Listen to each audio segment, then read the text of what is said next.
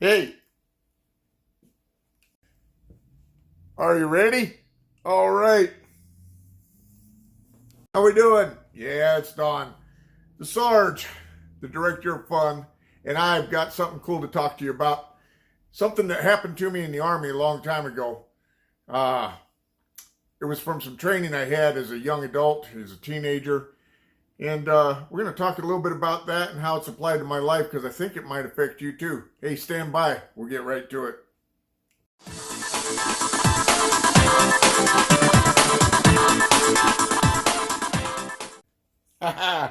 All right.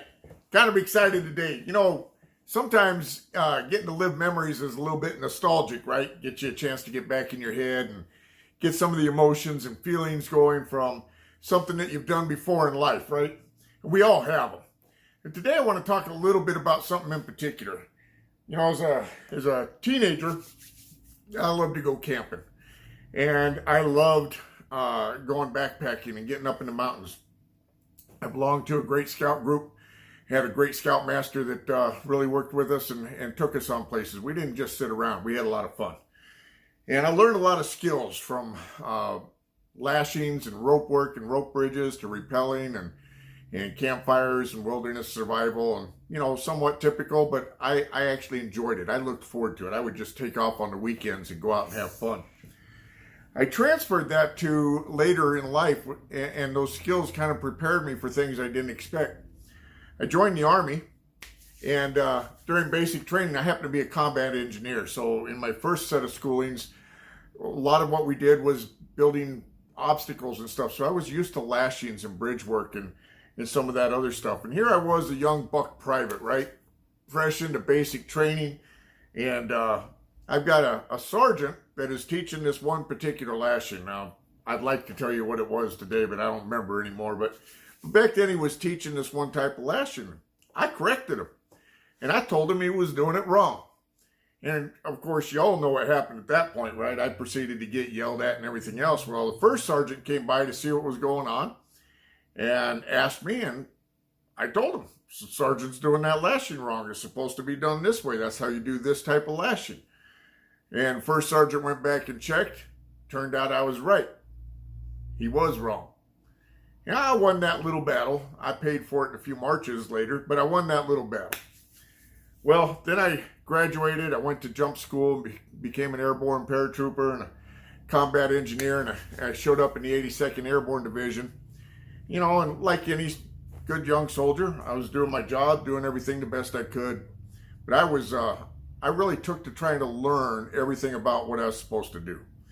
And I learned it well enough that I was already teaching people around me how to do things, how to get things handled. And apparently that resonated quite well through my chain of command. On a Friday, I had made the promotion to an E4. And so they pinned the rank on me on Friday and everything. And I came in Monday, I was called to the front. And I was read acting jack orders.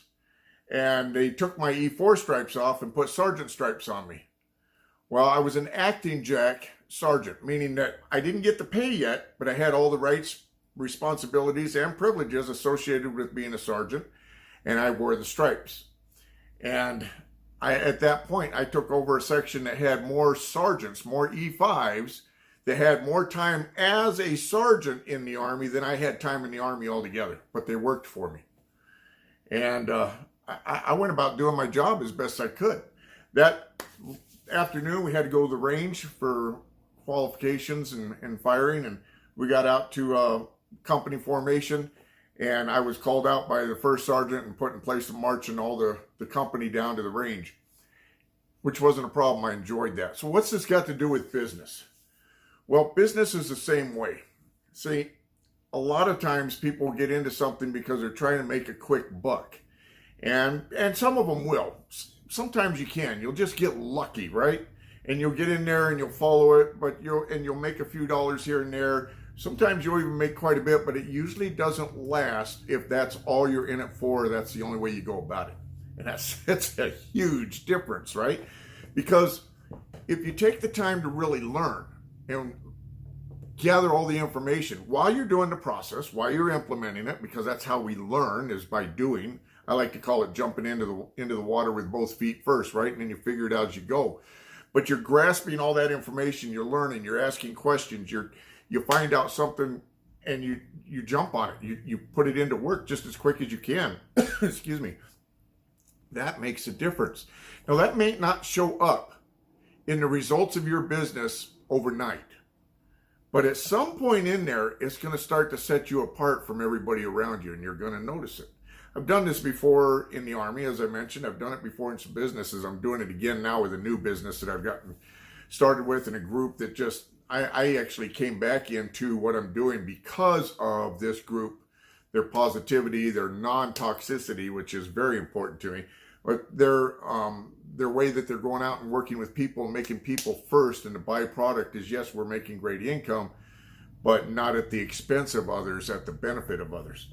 And so I'm taking all this information and I'm learning it, and I'm watching guys who have made great money in a very short period of time, what they've done. I'm taking my experience and bringing it to the table, but I'm learning these new systems and I'm putting it in together. The same thing will apply to you in whatever you've chosen. By the way, I am looking for some people, just a quick thing out there, not everybody, some specialized people who are willing to go the extra mile, but would like to be rewarded for that too. But as I was saying, learning your industry, whatever it is you've chosen to do, and gathering all that information and implementing it, you're gonna mess up sometimes. You're gonna have some things that don't work, but eventually you're going to start setting yourself apart from everybody else. Now, I've watched a couple of people just in my social media circles who a year and a half or 2 years ago, they were so shy to get on Facebook and just put something in print. It was unbelievable. And then they stepped up and started doing some videos, and then they did some other things. And, you know, to look at a few of these people today, they're not the same person. Okay, they're still got the same haircut and maybe the same smile, but they're really not the same person. That's how we grow and develop. So like I did as this young E4 a few years back, and never wore E4 stripes, but I took on the responsibilities and obligations of the job higher than me willingly to get me promoted, to do the things that I needed to do by going and learning and absorbing. You can do the same thing. Here's my challenge for the week. What is it about your particular chosen field, somebody that you admire, somebody that you follow, somebody that you respect in that particular field that grabs you? What is the defining attribute of that person? And how can you emulate it? How can you internalize it?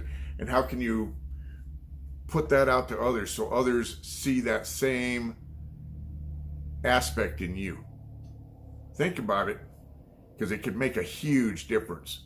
Hey, I'd love to stay in chat. You know, I am the Sarge. I lead. You win with the Sarge. You can stop by my website at winwiththesarge.com or just learn more about me here where you've seen this, or at donrains.com, whichever you want to stop in at. Make sure you click the like button and leave some comments. I'd like to hear your thoughts. What have you achieved that you would like to tell others so that it might inspire them to move? That's what I'd like to hear. Hey, I got to go. Y'all have a great time. Until next time, we'll be seeing you.